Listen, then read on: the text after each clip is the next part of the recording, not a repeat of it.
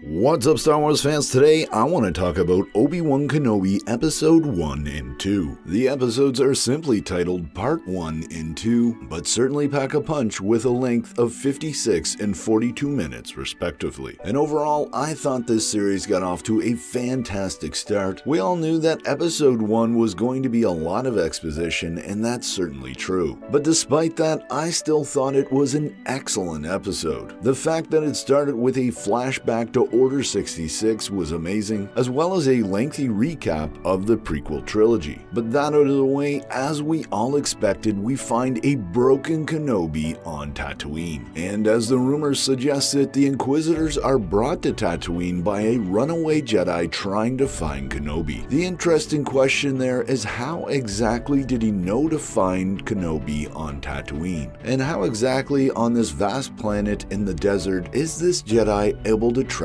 down Kenobi? I'll speculate on that in another video, but first I gotta say just how shocking it was that Kenobi was unwilling to help this young Jedi. But not only is Kenobi unwilling to help this Jedi and tells him to give up the cause, but he's also at first unwilling to help Bail Organa track down the kidnapped Leia. Director Deborah Chow and company do a great job of showing us just how broken a man Kenobi is, and it takes an in-person visit from Bail Organa himself to snap Kenobi out of it. I love how Bail argues that Leia is just as important as Luke Skywalker, and although Kenobi is reluctant and resistant, he does answer the call to the hero's journey. And although Episode 1 wasn't exactly an action-packed episode, I thought it was a great first episode that fans would have been very happy with had it been the only episode that we got on the release date. But fortunate for us, we also have Episode 2, where Kenobi is off to the planet Daiyu to rescue little Princess Leia. And what an episode this was. First and foremost, we got to see Obi-Wan Kenobi back in his Jedi robes, which looked absolutely amazing, but at the same time made me question why Kenobi would be walking around looking like a Jedi. It was also interesting to see Tamora Morrison in this episode, playing an old clone trooper begging for credits on the streets. But in big contrast to the last episode, once this episode gets going, the action is non-stop. It was amazing seeing Kenobi slowly get back into fighting shape, and once he's able to track down little Princess Leia, their interactions are just priceless. My favorite of which, of course, is when Kenobi is remembering Padme and just how much Leia is like her. Also, in this episode, one of the things I really enjoyed was the dynamic between Reva and the other Inquisitors. It certainly seemed like the Grand Inquisitor looks down his nose at Reva, and although all the other Inquisitors are more disciplined and following certain protocol, Reva is really willing to do whatever it takes to find Kenobi, even willing to kill the Grand Inquisitor as we see in this episode. Now, if you're a Star Wars Rebels fan like me, you know that Grand Inquisitor is going to come back to life somehow, but it is still an interesting and shocking moment in Episode 2. But there certainly is one other moment that tops it, and that is when Reva reveals to Obi-Wan Kenobi that Anakin Skywalker did survive their battle on Mustafar. And at the end of Episode 2, the suspense is so high. We get to see a glimpse of Darth Vader, and there are so many questions. What's going to happen to Reva versus the other Inquisitors? Will she be held accountable? What about Kenobi and Leia Organa? Did the fake Jedi actually betray them, or are they falling into a trap? I certainly can't wait till next Friday when we get some answers about these questions, but for now, this is all the time I have for my review. Let me know your thoughts about the two episodes in the comments below, and as always, I'm Mike, and remember,